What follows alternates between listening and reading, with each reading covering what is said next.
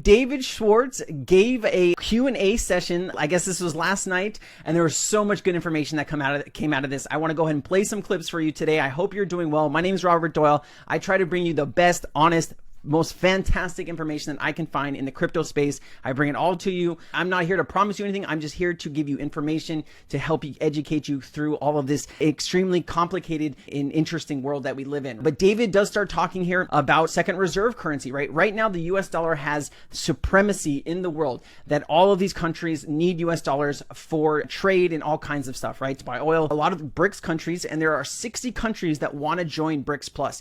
All of these countries are moving away from the US dollar. And this could take years, even decades, even like how the British pound back in 1910 everyone got off the British pound, they got onto the US dollar. That took 20 years to really kind of fade out. So now comes in a digital currency that countries or banks could use that nobody really has ruling over, right? And it's really a neutral asset, agnostic asset for the world to use. And let's just play some of these clips. We're going to go through it. I'm going to give you my commentary. I'm going to stop at certain points. I hope I don't piss you off too much. I want to give you some extra context when I can. Let's go ahead and get into the information, guys. I believe that there can be two existing world reserve currencies to simultaneously exist. I do, and I think that could happen. I think it's quite realistic that a lot of the world is just done with the dollar as their reserve currency. Very true. And I think that there's a lot of places that are willing to try something else. And one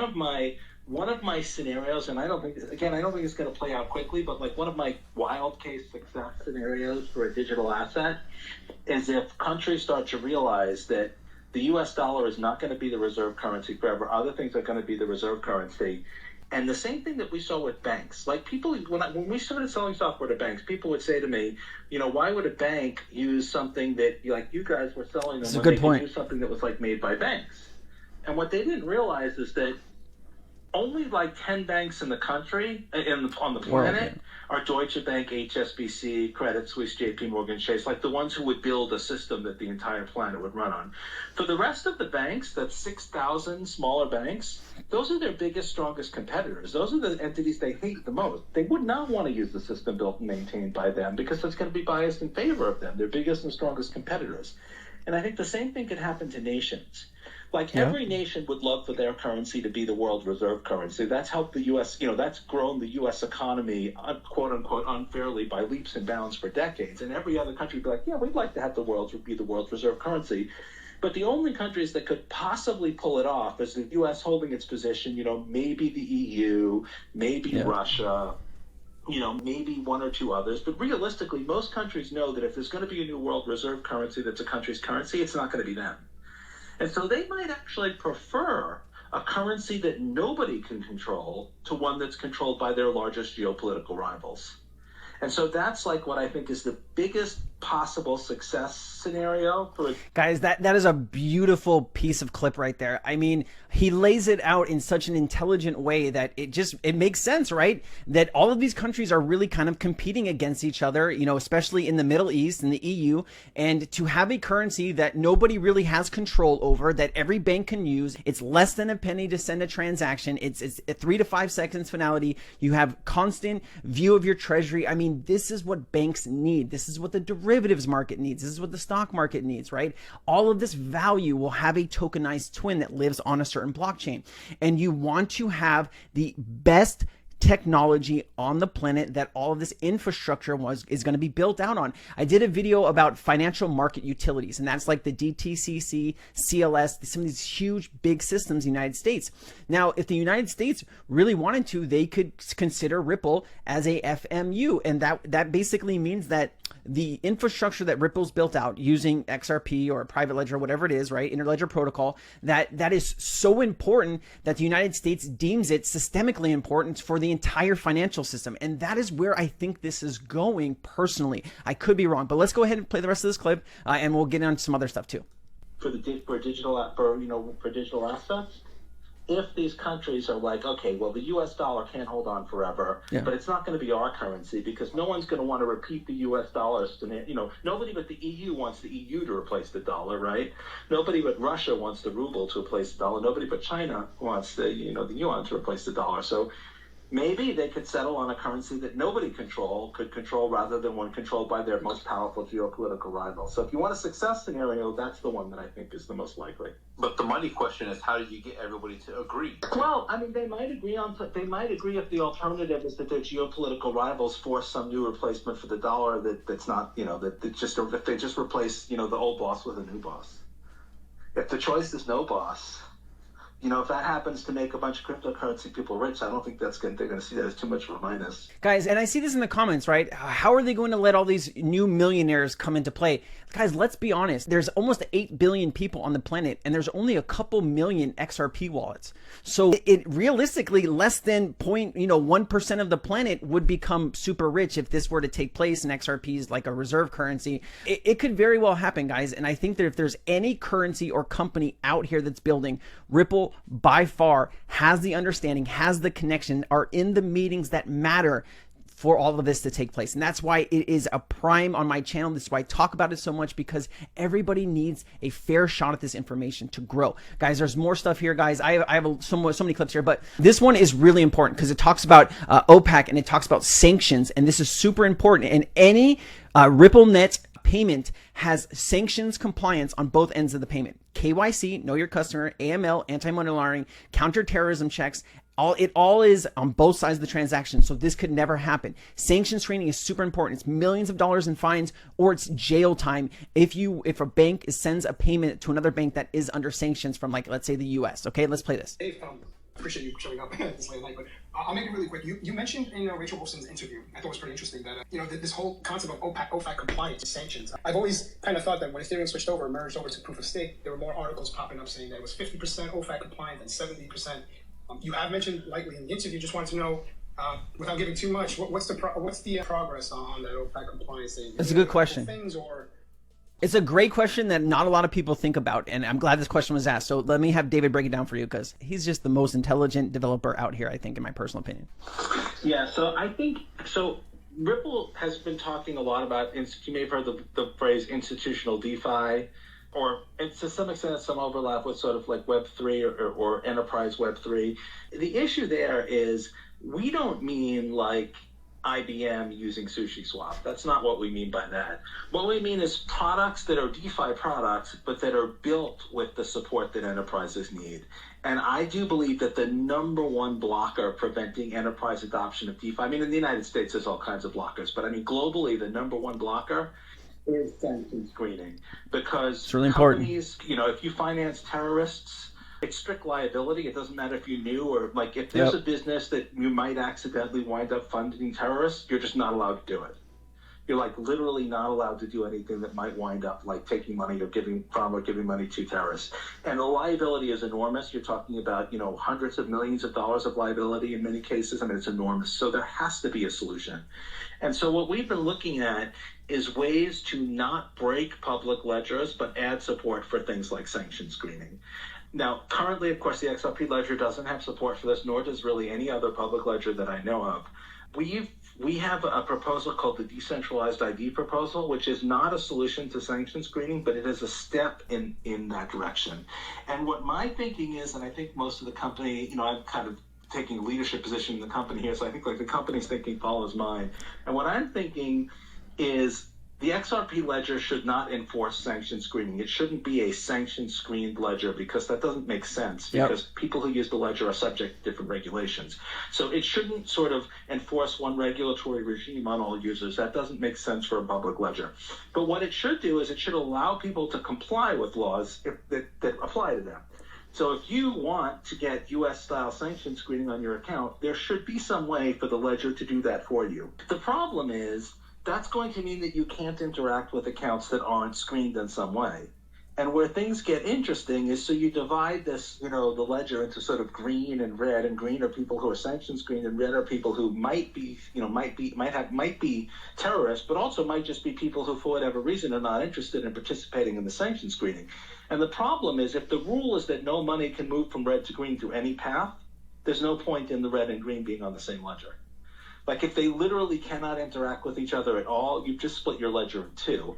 And so the trick is figuring out in what ways can things flow across those boundaries. And if we can come up with like a solution that makes sense for that, then I think that's like the secret to unlocking. There's two things here, guys. There's the XRP ledger, and then there's Ripple, the company, right? So anything Ripple, the company, does has all this stuff, but they're talking about the XRP ledger in general here, having the sanction screening. And so David kind of broke it down. He did a really good job there. And so there's one more clip that I want to play before I get out of here. But first, I want to say, guys, thank you so much, man. 15,000 views, guys, 316 comments. If you look, I've answered almost every single comment and re-comment on here. You guys are super important to me, so thank you so much. This is David is going to be talking about U.S. regulations. So listen to this. This is actually a really good clip. Let me go ahead and play this, and we'll give some context. Of course, David.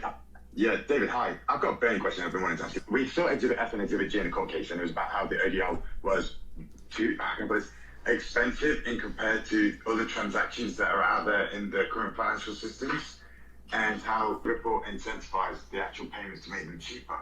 Has Ripple actually fixed the costings for the ODL transactions themselves now?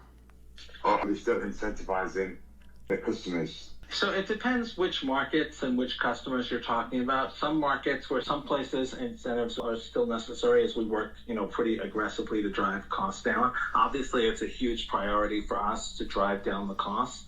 But what we also do is we target markets that tend to be fairly inefficient. So for example, you don't see us targeting the USD to euro market because it's super efficient. Like you would have to be, tiny fractions of a basis point of where the competition is.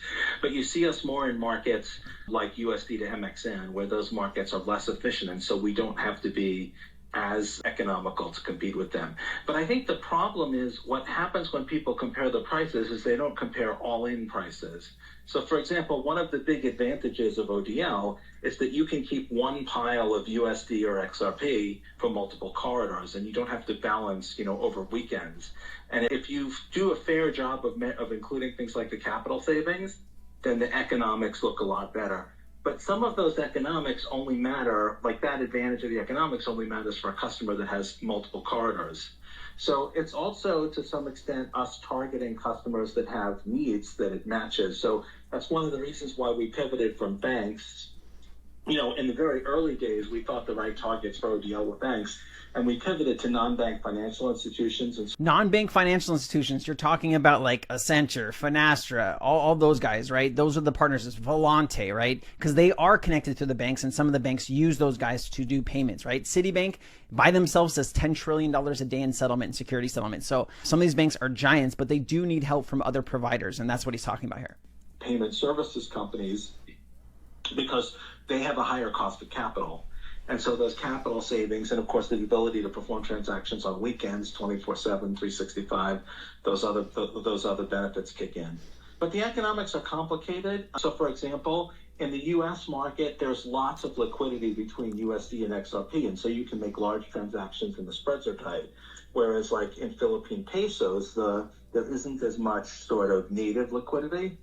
And so in some cases, like Ripple has to incentivize market making, which we can do by lending XRP. And so that's another interesting thing about the This is pretty interesting. Our cost to lend somebody XRP is zero.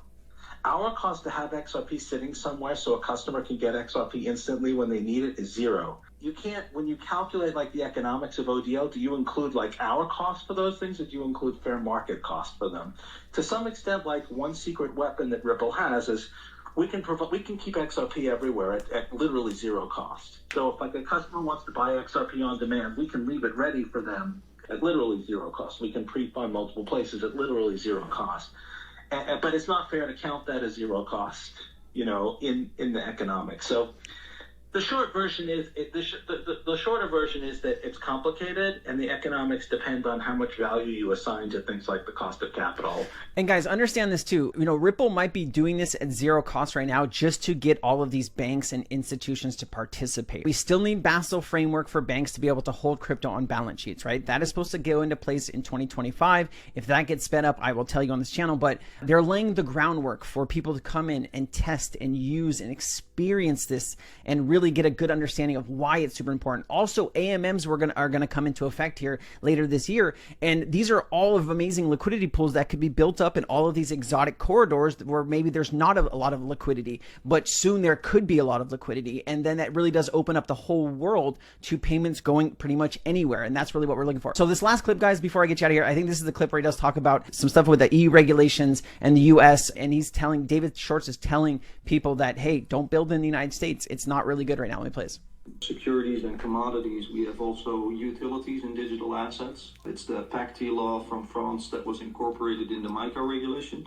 And I've seen the commissioner of the CFTC holding many meetings, I think, about that certain topic. So in your expert opinion, and I don't know if you're allowed to comment on that, do you think that we'll see something in regards to a utility digital asset in the US going forward? I certainly hope so. I have to say, honestly, like some of what I've seen lately has not been super encouraging. I mean, I've seen the Democratic Party pushing pretty hard against cryptocurrencies. It's sad. And there are a couple of Republican congressmen who have put forward, I think, promising legislation, but there doesn't seem to be all that much support. I'm not super encouraged right now, but, I'm constantly hoping that things will change. Part of it will depend on how the SEC does in court. To some extent, the SEC doing well in court may prompt people to react, and the SEC doing badly in court may also prompt regulatory. I think either one is probably good for regulatory change. But I don't know. It's been a while. I'm not super bullish on regulation in the United States. And honestly, I've been telling everybody to just, move away. One thing that I hope for is at least if Coinbase succeeds in their lawsuit, and at least if secondary transactions are lawful in the United States, then while there won't be a whole bunch of developments and projects based here, at least people in the United States will be able to access cryptocurrency. At least they won't be cut off. So that's something. Yeah. That's fair. Could I ask you a second question, please, if that's okay? Guys, I'll include all of these clips down here. If you want to come and listen to all of this, please do. We're approaching 19 minutes on the video, and I know a lot of you have very short attention spans, like I do, so it's all good. So I'm going to cut it off here. I hope you guys found value in this video. If you made it to the end, please let me know, because I really love all the people that make it to the end. I look for your comments, and I just... thank you so much for all your support, guys. I'll see you next time. I hope this was helpful. I hope you learned something. As we move on, guys, we are still in a speculation market. We are not in a utility market yet. Please understand that. I don't watch the day-to-day price of XRP. I think it was Charlie Munger. Charlie Munger is, what's his name's business partner, Warren Buffett's business partner. And Charlie Munger says, if you hold stocks for a 20 or 25 year period, you're going to make more money than if you try to buy and sell and reposition each time going through that. So I have that same mindset with some crypto assets. I buy and I trade and I get out. But something like XRP, guys, it's an asset I plan to hold until the day that I die. Whether that's next year, 5 years, 10 years, I don't know how long I'll live. Life's a gamble, guys. We will go through it. Anything can happen, but understand that, have the perspective, zoom out and understand that XRP and Ripple are the new foundation of this new financial system. When you start to understand that, you don't care about what the price is in this speculation retail market. You really don't. So zoom out, have that perspective. I love you very much. Take care, guys. Bye.